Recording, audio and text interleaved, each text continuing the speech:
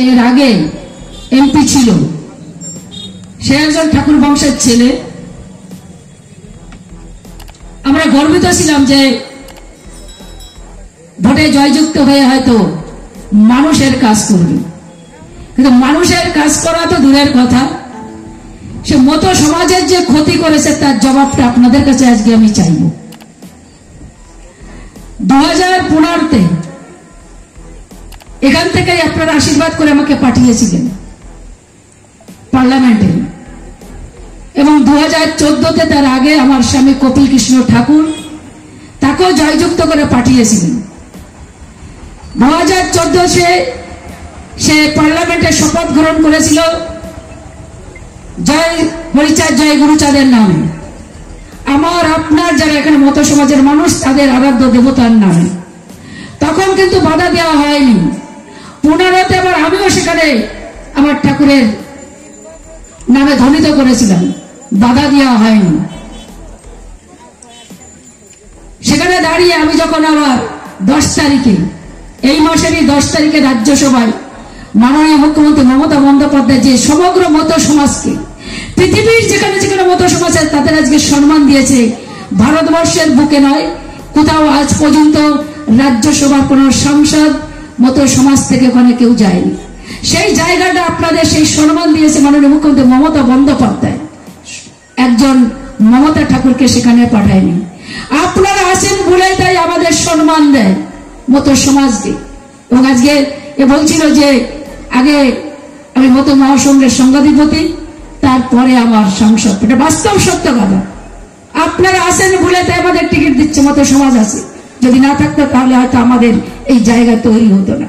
কিন্তু সেই জায়গায় যদি আপনাদের যদি আমরা সম্মান না করি, আমার আরাধ্য দেবতা তাকে যদি আজকে আমি পার্লামেন্টের ভিতরে যদি ধ্বনিত না করতে পারি, তাহলে এই জবাবটা কারা দেবে? এই আগুনটা তো সমগ্র ভারতবর্ষের মতুয়াদের হওয়া উচিত আমি মনে করি। আগামীতে ডাঙ্কা বাজাতে পারবেন তো? ডাঙ্কা নিশান নিয়ে যেভাবে আরাধ্য দেবতাকে আপনারা মানুষের কাছে পৌঁছে দিচ্ছেন, আমার হরি গুরুচাঁদের সেই আদর্শ দর্শনকে পারবেন তো? ভবিষ্যৎ আপনাদের অন্ধকার। আমার কথাগুলো আজকে লিখে রাখবেন তারিখ দিয়ে। যদি আমি একটা কথা মিথ্যে কথা বলি, আমার মুখ দিয়ে যদি সেই মিথ্যে উচ্চারণ হয়, আর যদি ভবিষ্যতে যদি এটা না কাটে, তাহলে আমি রাজনীতি ছেড়ে দেব। এবং আজকে আমি আপনাদের বলছি সিএ নিয়ে মাননীয় মুখ্যমন্ত্রী মমতা বন্দ্যোপাধ্যায়ের উন্নয়ন আমাদের যারা আছে নেতারা তারা সকলেই বলে, আমি সেই কথা বলবো না। বলবো যে আজকে 2019-এ যে সিএ নিয়ে যে আপনারা এই এলাকায় যারা ওপার বাংলার মানুষ যারা বিজেপির ঝান্ডা বয়ে বেড়াচ্ছেন, তাদেরকে কথাগুলো বলার জন্য আরো আজকে আমি এখানে এসেছি। আমাদের ভবিষ্যৎ শুরু হলো 2003 সালে কালা কানুন থেকে। এটা 2019-এ না, এটা 2003 থেকে শুরু হয়েছে। তার কারণ 2003-এ ছিল অটল বিহারী বাজপেয়ী বিজেপি ক্ষমতায়, তার ভারতের প্রধানমন্ত্রী ছিল অটল বিহারী বাজপেয়ী। জানি না তখন কিন্তু অটল বিহারী বাজপেয়ীর কথায় যে বিজেপির আজকে যখন শুনি মোদির পার্টি মোদীকে থেকে ভোট দেয়, কিন্তু অটল বিহারী বাজপেয়ী কিন্তু এই সময় সেটা ছিল না। অটল বিহারী বাজপেয়ী দুটো আইন আনলো 2003 সালে, সেটা হচ্ছে জন্মসূত্রে নাগরিক হওয়া যাবে না। আজকে যদি সেই আইনটা বরাবর থাকতো, তাহলে আমাদের যদি না হয় আমাদের ঘরের সন্তান হতো, তার নাতি পুতি আমাদের একটার পর একটা আমরা সেই আইনে আমরা পাশ হতাম। 2003 সালে আর একটা আইন পাশ করলো, সেটা হচ্ছে অনুপ্রবেশ আইন। এই দুটো আইন পাশ করেছিল। আমরা অনেকে জানি যে সারা পৃথিবীতে যে পশ্চিমবাংলার একটা আইন আছে, সেটা আমাদের সকলের মানতে হয়। সমগ্র স্টেটকে নিয়ে দিল্লিতে যে আমাদের পার্লামেন্ট, সেখানে যে আইন তৈরি হয় সেটা সারা ভারতবর্ষের মানুষের মানতে হয়। কয়েকটা দেশ নিয়ে এশিয়াড, সেই এশিয়াডের মধ্যে যে আইন তৈরি হয় সেটা সেই দেশগুলোর মানতে হয়। এবং সেই ওয়ার্ল্ডে একটা আইন আছে, সেই আইন সারা পৃথিবীর মানুষকে মানতে হয়। কিন্তু এমন একটা আইন, সেটা হচ্ছে জলে বায়ু আর স্থল, এই তিনটে জায়গায় কোনো মা যদি তার সন্তানকে জন্ম দেয়, তাকে সেই দেশের নাগরিকত্ব দিতে সরকার বাধ্য। এটা আমাদের দেশেও ছিল, সেই 2003 সালে সেটা ক্যান্সেল করে দিল। তার মানে যদি মা বাবা যদি না থাকে, তাহলে তার সন্তান পাবে না, আর সন্তান যদি না পায় তার সন্তান পাবে না, তার সন্তান তার মানে বংশধর করে আমরা আর নাগরিকত্ব পাবো না। তাহলে 2003 সালে যে কালা কানুন করলো সেই তার বিরুদ্ধে লড়াই ছিল অল ইন্ডিয়া মত ভারতবর্ষে একটা সংগঠন, সেটা হচ্ছে অল ইন্ডিয়া মত মহাসংঘ। কোন রাজনীতি, কোন ধর্মনীতি, কোন সমাজনীতি কেউ এগিয়ে আসেনি এই আইনের বিরুদ্ধে লড়াই করতে। কারা লড়াই করেছিল? সেই বড় মা, আপনাদের বড় মা, যার নেতৃত্ব এবং সংঘাধিপতি কপিল কৃষ্ণ ঠাকুর আমার স্বামী, তারা এই নেতৃত্ব দিয়ে লড়াই করেছিল আপনাদের বাঁচানোর জন্য। শুরু হলো সেই লড়াই 2003 সালে থেকে 2004 সালে। সেই 4 সালে ঠাকুর বাড়িতে অন্বেষণে বসেছিল। এখান থেকে প্রচুর লোক ছুটে গেছিল, সেখানে লক্ষ লক্ষ মানুষ ঠাকুর বাড়িতে গেছিল। এবং সেখানে তার পরবর্তীকালে 2003 সাল 4 সালের পরে আবার ক্ষমতায় কারা আসলো? কংগ্রেস ক্ষমতায়। 10 বছর ছিল কংগ্রেস। তারা আশ্বাস দিয়েছিল, মিনিস্টার পাঠিয়েছিল তাকে, সে মিনিস্টার আশ্বাস দিয়েছিল, ভারতের প্রধানমন্ত্রী তখন মনমোহন সিং কংগ্রেসের, উনি আসার পরে আশ্বাস দিয়েছিল যে আপনাদের এটা আমরা সমাধানের চেষ্টা করব। কিন্তু বিরোধী আসলে ছিল বিজেপি, তারা এটাকে নিয়ে সেখানে উঠাতে পারেনি। পরবর্তীকালে আবার 2014-তে ক্ষমতায় আসলো। 14 আসার পরে আপনাদের আবার শুরু করলো 2019-এ যে আপনারা আমাদের ভোট দিন, আপনাদের আমরা নাগরিকত্ব দেব। আর সেই 2014 সালে শুরু হলো আপনাদের সেই আইন, লোকসভায় পাশ হলো 2019-এ, 2019-এ রাজ্যসভায় পাশ হলো, রাষ্ট্রপতি সিগনেচার করলো, আইন পরিণত হলো। জাতিসংঘ রাষ্ট্রপতি সিগনেচার করে আইনে পরিণত হয় না। এবং এই আইনটা 6 মাসের ভিতরে যদি তারা কার্যকরী না করতে পারে, 6 মাসে যেদিনকে রাষ্ট্রপতি সিগনেচার করেছে তার একদিন পরে সেটা ইনভ্যালিড হয়ে যায়, কার্যকারী আর থাকবে না। বিজেপি এতটাই ক্ষমতা, তারা আজকে বেআইনি ভাবে সেই 2019-এর আইন আজকে শুরু করলো কবে? 2024-এ, গত মাসের 11 তারিখে। কটা লোক আপনারা বিজেপির যারা ঝান্ডা বয়ে বেড়াচ্ছেন, ওপার বাংলার মানুষ এসছেন, সে যে ধর্মের আপনি হতে পারেন, যে আপনি ব্যক্তিগত আপনার স্বাধীনতা থাকতে পারে, আপনি কোন পার্টি করবেন কি করবেন না। কিন্তু যারা বিজেপি ঝান্ডা বয়ে বেড়াচ্ছেন বন্ধুরা, তাদের বলবো কটা মানুষ আপনারা আজকে সিএর জন্য অ্যাপ্লাই করেছেন? যদি একটা মানুষও দেখাতে পারে এই হরিণঘাটা, এখানে দেউলিয়া, হিংড়াতে, আমি বলবো আমরা রাজনীতি ছেড়ে দেবো, আপনারা যদি পান এই সিএর নাগরিকত্ব। এবং এতটা ভয়াবহ সেই আইন, আজকে এই আইন আপনারা বলছি যদি প্রয়োজন হয় বইটা পড়বেন, আমরা ফ্রিতে দিয়ে যাব। এই আইন, এখানে একটা আইন যদি এখান থেকে কোনো জায়গায় যদি বলতে পারে কেউ যে এটা আইনটা সে 2019-এর যে আইনের ভিতরে কি কি লেখা আছে সেটা পড়ে দেখবেন। এবং সেইখানে লেখা আছে, আপনাদের আমি সংক্ষেপে বলে দিয়ে যাচ্ছি। যখন আপনার এই অনলাইনে ফর্মটা ভরতে যাবেন, তখন আপনার ডিক্লারেশন প্রথম দিতে হবে আপনি বাংলাদেশ, 3টে দেশ থেকে আমাদের যখন ভারতবর্ষ ভাগ হয় 1947 সালে, সেই 47-এ যে তখন সেই জায়গা দিয়ে যে বর্ডার আমাদের, একটা হচ্ছে বাংলাদেশ, আফগানিস্তান, পাকিস্তান, এই 3টে দেশ থেকে। এবং সেই 3টে দেশ থেকে কেউ যদি আসে তার দিতে হবে ফর্মটায় যে আপনি বাংলাদেশি না আফগানিস্তান না পাকিস্তান, তার ডিক্লারেশন দিতে হবে। আমরা বাংলা থেকে যারা এসেছি বলতে গেলে আমরা বাংলাদেশ থেকেই বেশি এসেছি, বাংলাদেশে আপনাদের দিতে হবে, আপনার স্বীকারোক্তি দিতে হবে আপনি বাংলাদেশের। এবং সেখানেই আপনার প্রথম ধাপটা শুরু হবে সিএ এবং আপনি এনআরসি।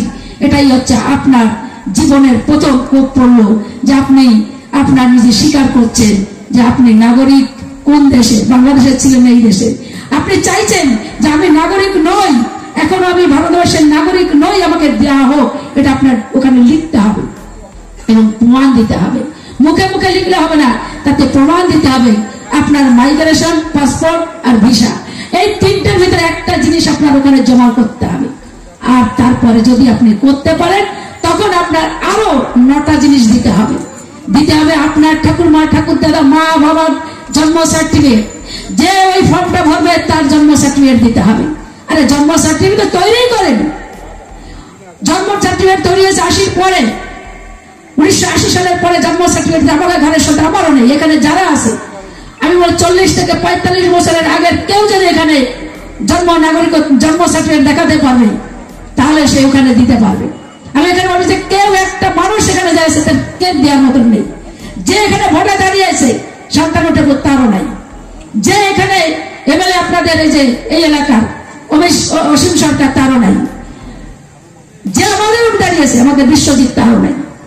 তাহলে এই যে মিথ্যে ভারতের প্রধানমন্ত্রী নাই, অমিত শাহ নাই, যারা ওখানে ক্ষমতায় আছে তাদের কেন নাই।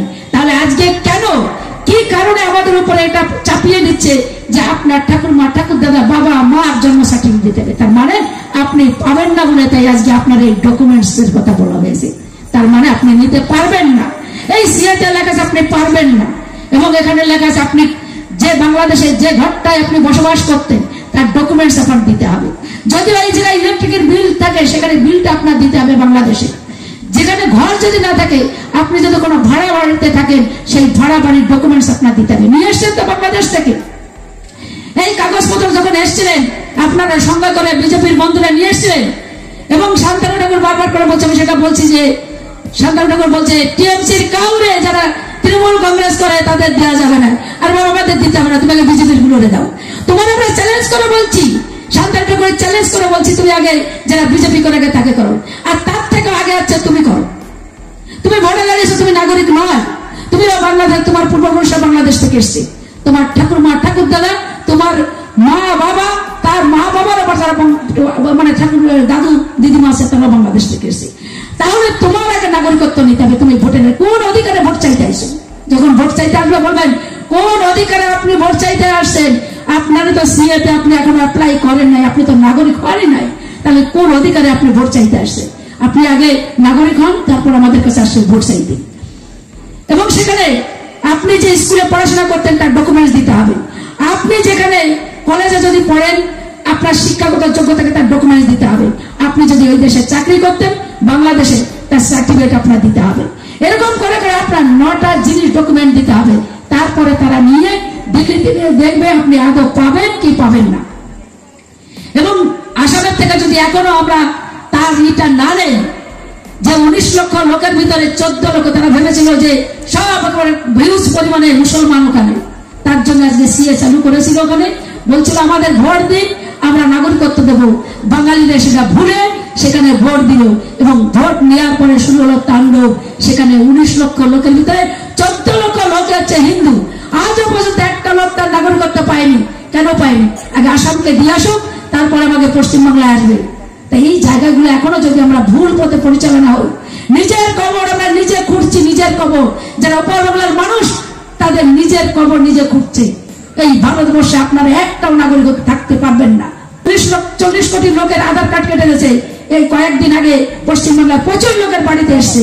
সেখানে আজকে মাননীয় মুখ্যমন্ত্রী মমতা বন্দ্যোপাধ্যায় প্রতিবাদ করাতে অল ইন্ডিয়া মতামতের সঙ্গে আমরা প্রতিবাদ যে রাস্তায় নামবো, আমরা ধর্নায় বলবো, তার জন্য আপনি বলছে ইলেকশনের সময় যে আপনারা এখন তাতে আপনাকে টেকনিক্যাল ফল্ট বলে তারা বলছে এটাকে সংশোধন করা হবে। কিভাবে হয় সংশোধন? কারা করে? ভিডিও করে, এসডিও করে, ডিএম করে, তারা আজকে সেই কাজ করে।